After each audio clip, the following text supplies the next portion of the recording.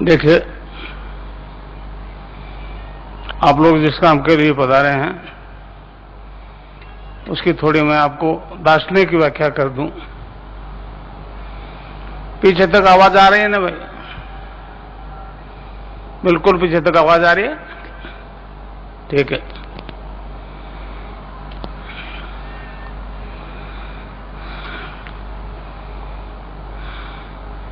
आज जो परिवर्तन आ रहा है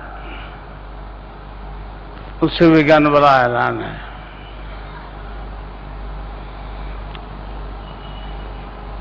योग के नाम से जो पूरे संसार में शारीरिक कसरत करवाई जा रही है उसका भारतीय योग दर्शन से कोई लेना देना नहीं है। भारतीय योग दर्शन का तो मूल उद्देश्य मोक्ष है, रोग है ही नहीं। पातंजलि योग दर्शन उठा के देखो, उसमें 195 सूत्र है, उसमें कहीं भी योग का वर्णन नहीं है। उसमें योग के 5 अंगों 7 अंगों का अनुष्ठान है। यम, नियम, आसन, प्राणायाम, प्रत्याहार, धारणा, ध्यान और समाधि। ये धारणा, ध्यान और समाधि सूक्ष्म अंग है। मैं एक दफा इजराइल गया, 2-3 दफा अमेरिका गया, वहां भी यही शारीरिक कसरत करवाई जा रही है।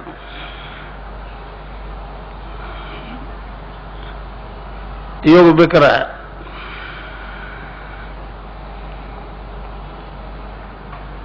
तो अब वो सबसे ज्यादा परेशान इसलिए है कि मैं बिना किसी दवाई के केवल मंत्र से एड्स और कैंसर ठीक कर रहा हूं। आज तक नहीं हुआ, ये बात फैक्ट है।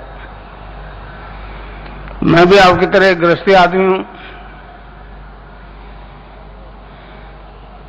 एक दफे बीमार हो गया।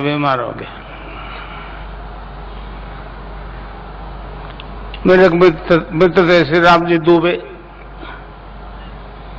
डॉक्टर से ने कहा कि आपका कोई रोग नहीं है, भ्रम है, एक मृत्यु भय लगने लग गया अकारण। फोबिया बोलते हैं उसको, फोबिया। दुबे जी के पास गया, उन्होंने कहा जी ये तो आपको मार्केस की दशा है, मार्केस की दशा। मैं नहीं जानता था मार्केस वार्केस क्या होता। उन्होंने बताया, जब मैंने कहा दुबे जी तो सभी को आना है, तो कल कि हमारे दर्शन में बचने के उपाय भी हैं। मैंने क्या करना है जी? महामृत्युंजय का जप करो। वो बड़ा अजीब सा कर्मकांड था। मैंने कहा दुबे जी ये मेरे से तो होगा नहीं। अब आने दे मार के उसको। तो उन्होंने कहा गायत्री मंत्र से भी इसका उपचार हो सकता है। तो मैं कहा वो तो मैं कर लूंगा। उन्होंने स्टार्ट करवा दिया अक्टूबर के नवरात्रि से।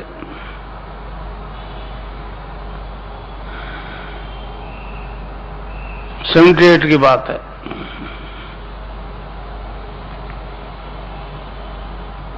तो 1.25 लाख मंत्र के साथ आहुति दी,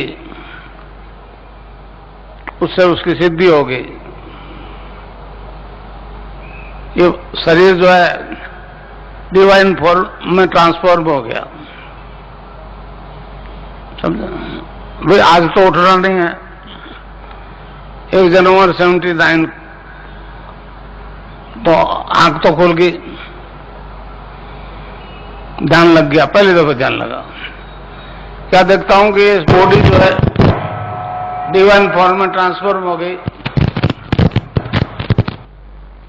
कोई ऑर्गन नहीं दिखे, न लिवर, न हार्ट, न तिल्ले, न किडनी। सारी बॉडी एक डिवाइन दूध या प्रकाश में बदल गई।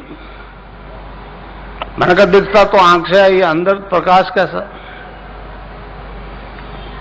फिर वो प्रकाश पर ध्यान कॉन्सेंट्रेट किया तो वो गायत्री मंत्र जपा जा रहा है नाभि से।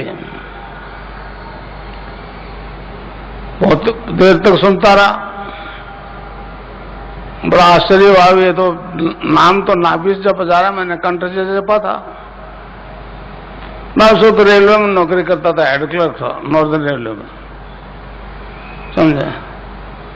तो बाथरूम का नल खुला छोड़ दिया बच्चों ने, तो पानी की आवाज गिरी तो आंख खुल गई। फिर कई दफा आंख बंद की, नहीं ये क्या हो गया। मैं फिर सीरियसली नहीं लिया। तो श्री राम दुबे ने, जिन्होंने मुझे स्टार्ट करवाया था, उन्होंने पूछा था, मैंने कहा ऐसा हो गया। उन्होंने कहा आपको तो सिद्धि हो गई, आप तो फ्रेंडशिप पॉइंट पर पहुंच गए। कई पुष्करण समाज के लोग भी आए, उन्होंने क्या हुआ, मैंने ऐसा हुआ। तो करने लगी इसका तांत्रिक प्रयोग करो, लाखों रुपए लोग देंगे, आप साथ हमारा भला हो जाएगा। पहले मैं समझ में नहीं आया, फिर बदलाव आ गया। मैंने कहा पंडित जी ये काम गलत है भाई, सोना दे और लोहा ले। फिर मैंने सोचा ये मंत्रों से ऐसी शक्ति है। तो बीच में स्वामी विवेकानंद आ गए। उन्होंने कहा जी गुरु के बिना इस लाइन पर नहीं चला जा सकता। तो गंगाधर जी महाराज को गुरु बना लिया। बीकानेर से पंजाब की तरफ जाते हैं, नेशनल हाईवे भी है और ट्रेन भी है, 27 किलोमीटर दूर। 31 दिसंबर 83 को ब्रह्मलिंड होने से पहले आदेश करके कि बेटा आगे काम तेरे को करना है। तो मैंने 7 साल पहले प्री मैच्योर रिटायरमेंट लिया और 90 से ये काम करता आ रहा हूं। यहां बेंगलोर में एक दफा आया था, तो खास प्रोग्राम नहीं हुआ, कोई मैसूरी के बगीचे में ठहरा था। और एक जरूर आश्चर्य हुआ, ये लोग संडे को ध्यान कर रहे थे।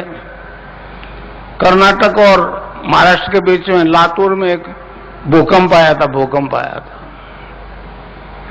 तो यहां मेरे शिष्य हैं तेजराज जी, उन्होंने ध्यान में देखा कि आदमी जमीन के अंदर जा रहे हैं। इतवार की बात है और अगले बृहस्पतिवार को वो भूकंप आ गया और बहुत लोग मरे उसमें। इसका मतलब ये है कि फ्यूचर को देखा जा सकता है अगर उसकी जानकारी देते उस एरिया में, तो काफी लोग बच सकते थे।